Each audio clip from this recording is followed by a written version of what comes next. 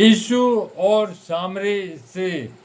फिर जब प्रभु को मालूम हुआ कि फरीसियों ने सुना है यीशु यूहन्ना से अधिक चेले बनाता और उन्हें बपतिस्मा देता है, यद्यपि यीशु स्वर्ग से नहीं उसके चेले बपतिस्मा देते हैं, तब वह यहूदिया को छोड़कर फिर गलील को चला।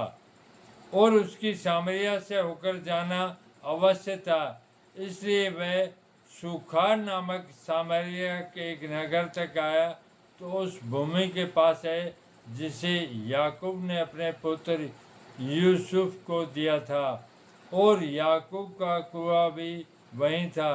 अतः यीशु मार्ग का थका हुआ उस कुएं पर यूं ही बैठ गया। यह बात 6 घंटे के लगभग हुई।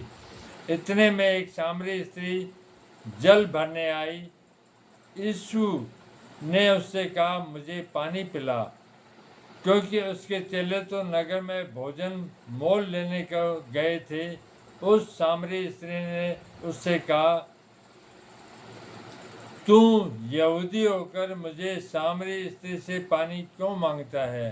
क्योंकि यहूदी सामरियों के साथ किसी प्रकार का व्यवहार नहीं रखते।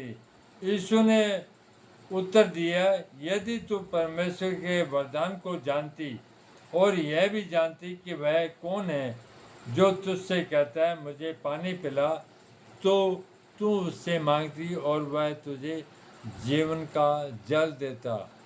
इसने ने उससे कहा, हे प्रभु, तेरे पास जल भरने को तो कुछ है ही नहीं और कुआं गहरा है, तो फिर वह जीवन का जल तेरे पास कहाँ से आया? क्या तुम हमारे पिता याकूब से बड़ा है, जिसने हमें यह कुआं दिया और आप ही अपनी संतान और अपने पशुओं समेत इनमें से पिया? यीशु ने उसको उत्तर दिया, जो कोई यह जल पिएगा वह फिर प्यासा होगा, परंतु जो कोई उस जल में से पिएगा जो मैं उसे दूंगा वह फिर अनंत काल तक प्यासा न होगा, वरन जो जल मैं उसे दूंगा वह उसमें एक सोता बन जाएगा जो अनंत जीवन के लिए उमड़ता रहेगा। स्त्री ने उससे कहा, हे प्रभु, वह जल मुझे दे ताकि मैं प्यासी न हूँ और न जल भरने को इतनी दूर आऊँ। यीशु ने उससे कहा, जा अपने पति को यहाँ बुला ला। स्त्री ने उत्तर दिया, मैं बिना पति की हूँ। यीशु ने उससे कहा, तू ठीक कहती है, मैं बिना पति की हूँ, क्योंकि तू 5 पति कर चुकी है और जिसके पास तू अब है वह भी तेरा पति नहीं। यह तूने सच ही कहा।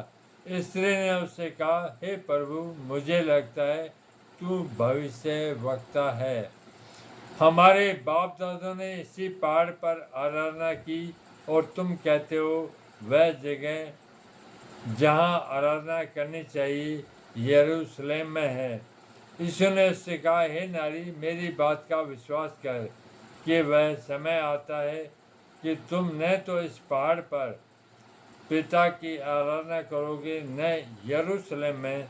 तुम जिसे नहीं जानते उसकी आराधना करते हो और हम जिसे जानते हैं उसकी आराधना करते हैं, क्योंकि उद्धार यहूदियों में से है।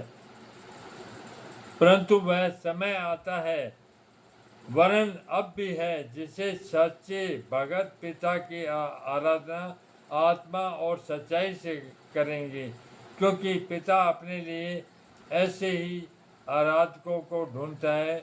परमेश्वर आत्मा है और अवश्य है कि उसकी आराधना करने वाले आत्मा और सच्चाई से आराधना करें। स्त्री ने उससे कहा, मैं जानती हूँ कि मसीह जो ख्रिस्त कहलाता है आने वाला है।